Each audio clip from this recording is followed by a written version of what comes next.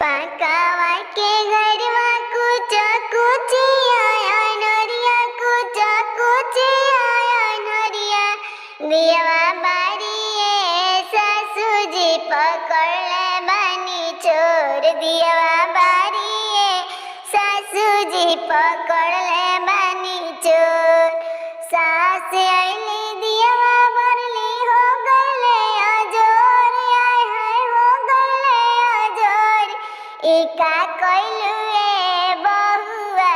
बेटा हमें मोर इका कइलू ए बहुआ बेटा हमें मोर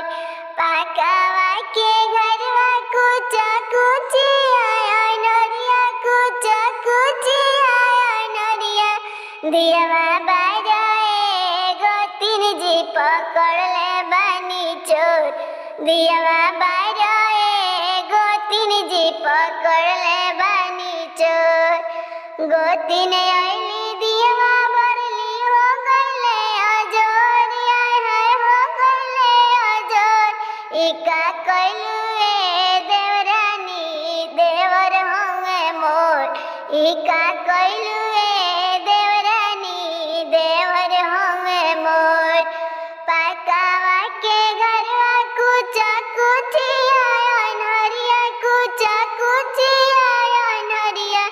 दियावा बारिया